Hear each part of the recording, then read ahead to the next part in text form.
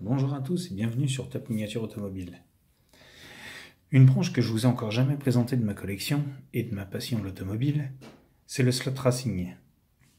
Alors le slot racing, pour ceux qui connaissent, je leur explique pas, ceux qui connaissent pas, le slot racing, c'est ce qu'on appelle vulgairement le circuit 24. Vous savez, les petites voitures qu'on pose sur les pistes avec des rails, sur un circuit, deux manettes branchées sur le 220, et on fait la course avec son pote à côté. Alors, je suis un grand fan de slot racing. J'ai malheureusement pas la place à la maison de mettre un circuit, mais j'achète encore des voitures. À la preuve, cette Nissan 350Z de l'équipe Uzans Cosmos que j'ai dénichée ce week-end à la brocante. Elle est neuve, complète, à part la boîte qui est cassée, parce qu'à force d'être transbahutée en brocante, donc la boîte a morflé un petit peu. Et donc, le slot racing, je vous en présenterai aussi dans les semaines qui arrivent. Parce que j'ai une centaine de voitures, à peu près. Je sais pas exactement d'ailleurs. Mais, comme toutes celles que j'ai d'ailleurs. Mais je vous en présenterai régulièrement. Donc je vais vous montrer déjà en quoi consiste le slot racing. Alors vous voyez, la boîte est conçue de manière à laisser passer le rail, le guide ici.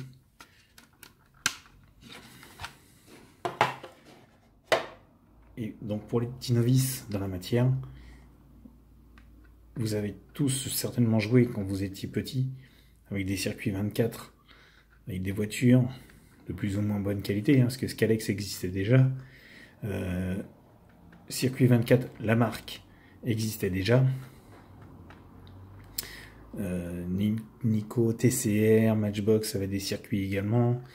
Il y avait quand même un petit peu de choix. Mais on arrive là sur des marques comme Nimco qui nous présentent une voiture réaliste. On est sur du 1/32e. Il y a des tournois nationaux, régionaux, locaux, internationaux de cette discipline qui vont avec des voitures préparées aux petits oignons pour être les plus rapides comme sur un vrai circuit.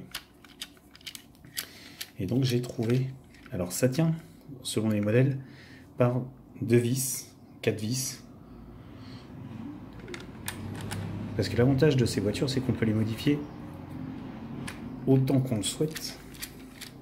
Je dirais pas à l'infini parce que sur ce genre de modèle c'est très limité l'infini, mais on a quand même la chance de pouvoir les modifier. Alors ne pas perdre les 2 vis, voilà. Et on se retrouve avec un châssis comme ceci.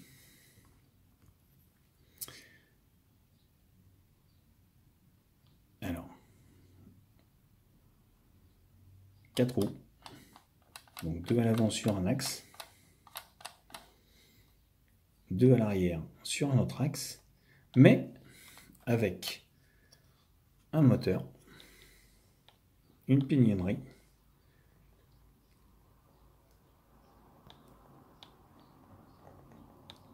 et à l'avant, le petit guide tournant avec les tresses. Donc vous voyez, quand je vous dis qu'elle est neuve, celle-là, c'est que ça se voit tout de suite aux tresses si elles ont roulé, même ne serait-ce qu'un tour ou deux. Là, les tresses, elles sont neuves de chez neuve, donc je savais quand j'ai acheté la voiture qu'elle n'avait jamais roulé.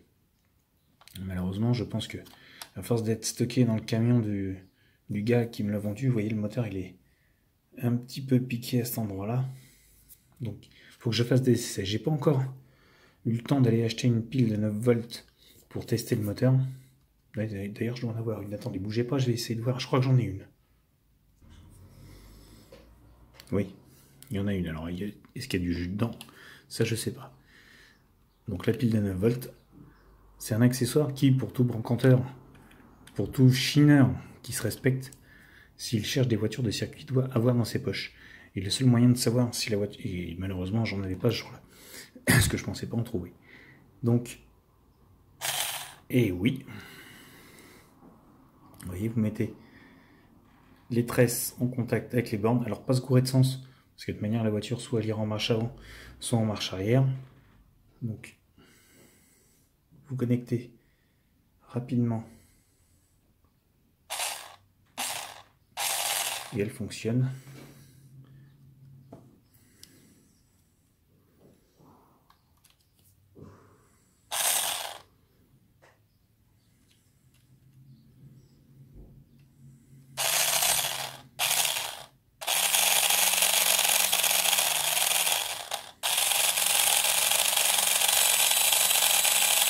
Alors, la pile est usée.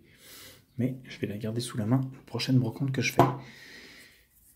Et pour vous dire donc, le slot racing, les petites voitures comme ça, vous en faites un peu ce que vous voulez pour gagner en puissance, gagner en vitesse, gagner en adhérence, gagner en tenue de route, tout simplement. Et aussi savoir si vous voulez rester en connexion analogique ou en digital, c'est-à-dire que si vous êtes en analogique, comme là c'est le cas, je vous explique pourquoi vite fait, ou en digital, c'est que là vous avez les deux fils de branchement du moteur.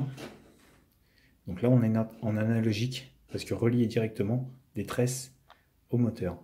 Si vous passez en digital, vous coupez ici, au milieu, et vous rajoutez une petite puce, qui est grande comme ça, à peu près, que vous venez connecter sur les fils, et de manière à ce que la voiture soit reconnue sur un circuit dit digital, où on peut tourner sur différentes pistes en même temps. Il y a un système d'aiguillage qui est prévu, tout est magnétique, électrique, ce qui permet à faire passer la voiture comme une vraie course, en gros, et vous avez plus de réalisme à ce moment-là. Alors moi c'est pas le cas, je préfère l'analogique. Petit détail, mais qui a son importance. Et donc, en compétition, ou même pour le plaisir, ou just comme ça, just for fun, comme on dit, on enlève l'aimant ici, un petit peu de lest, donc on achète des plombs autocollants, que l'on trouve dans les bonnes boîtes spécialisées. Ça se découpe au ciseau, ces petits plombs, j'en ai pas sous la main, mais on arrive à faire des petites modifications pour la lester, l'alourdir un petit peu pour qu'elle tienne mieux la route. Un petit peu d'huile sur les pignons, sur les essieux, dans ce qu'on appelle les olives, parce qu'on voit les petites pièces cuivrées là. C'est du laiton pour permettre le bon passage de la puissance aux roues. Les pneus sont en gomme pour mieux adhérer à la piste. Et là vous voyez, il y a un beau petit détail quand même, puisqu'on a les disques de frein avec les jantes. Et les jantes ont même les autocollants des constructeurs dessus. Et Ninco est un très très bon fabricant de petites voitures dans ce genre-là. Puisque comme vous pouvez le voir, alors par contre il faut faire très attention quand vous remettez le châssis, de bien le poser correctement de manière à ce que ça n'abîme pas le guide. Donc, hop, dans le rail, toujours. Et donc la carrosserie. C'est très léger, très très léger. Ça ne pèse que quelques grammes. Et ça c'est pareil, donc quand on fait des compétitions, soit on allège en enlevant le cockpit, en enlevant le pilote, en enlevant pas l'aileron parce que il faut garder un maximum de réalisme. Mais de toute manière, les voitures, comme c'est que du plastique, ça finit des fois en ruine. Et on a vu terminer des compétitions avec des voitures qui ressemblaient à des voitures, parce qu'il faut, par rapport au règlement, avoir une voiture complète à l'arrivée. Mais sinon, elles finissent en pièces détachées.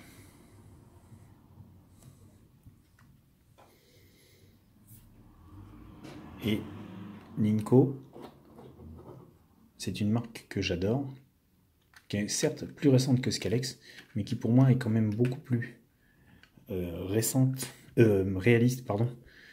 que Scalex. Même s'ils ont fait d'énormes progrès là-dessus, Scalex, Ninco les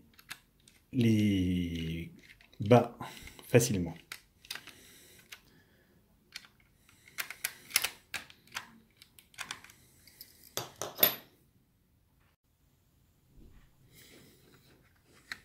j'ai mal serré. Donc ça c'est pareil, quand vous les serrez, vérifiez bien, avant de les poser sur la piste, que les vis sont bien serrées. Voilà.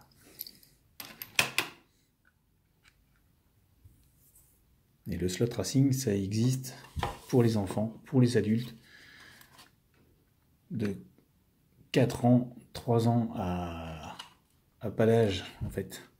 Tout le monde peut faire du slot, tout le monde peut jouer à son niveau sur les jouets qu'on trouve, sur les pistes qu'on trouve à Carrefour, sur les pistes qu'on trouve chez les revendeurs, Jouets Club, Toys R Us, Pickwick Toys maintenant, et chez les spécialistes, parce qu'il faut savoir que l'Inco est principalement vendu chez les spécialistes. Alors on arrive à en trouver dans quelques magasins, c'est rare maintenant, mais ça peut arriver. Sinon il faut aller chez un spécialiste de slot racing, ou dans un magasin de jouets spécialisé, ou un magasin de modélisme qui fait de la radiocommande. On arrive à en trouver. Parce que ce sont des voitures qui ont quand même, on va dire,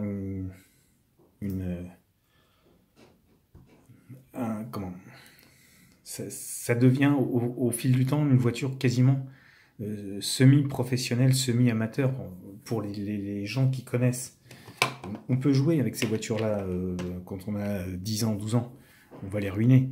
Même quand on est adulte et qu'on veut s'amuser, je sais que j'en ai ruiné quelques-unes que je trouvais très très belles. Mais bon, bah, la course passe avant tout. Et puis bah, je les ai rachetées avec le temps pour les avoir complètes. Donc des compètes, on peut en faire. Il n'y a aucun problème là-dessus. Mais il faut savoir ce qu'on veut. Soit on veut des voitures puissantes, rapides, pour pouvoir gratter tout le monde, ou alors on veut une voiture de collection. Dans ces cas-là, on en achète une qui ne roule pas et une qui va rouler et qu'on améliore comme on le souhaite. Le slot racing, c'est ça. Je vous invite à chercher sur internet les vidéos qu'on trouve. Franchement, on se prend au jeu, c'est le cas de le dire, très vite, parce que le slot racing, moi, c'est vraiment un truc qui m'a pris quand j'étais enfant, et qui, vous voyez, même à 49 ans, me tient toujours. Les voitures ont évolué, l'engouement est tellement là que les pistes ont évolué, la manière de jouer et puis on se marre, franchement. Quand on fait une course avec les potes, même si c'est juste pour le plaisir, bah on s'éclate. On se fait ça, on se boit une bière, on joue à se percuter, enfin on a fait toutes les conneries possibles et inimaginables sur circuit.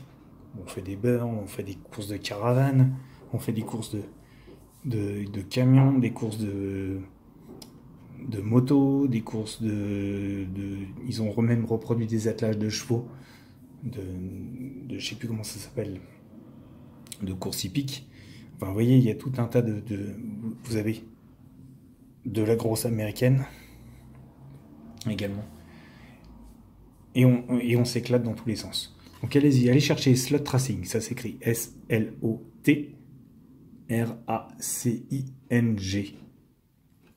Tout simplement comme ça se prononce. Voilà les amis, sur ce je vais vous laisser. N'hésitez pas à me dire ce que vous en pensez. Et surtout, abonnez-vous à Top Miniature Automobile, vous êtes les bienvenus. Et sur ce, je vous dis à bientôt pour une nouvelle vidéo.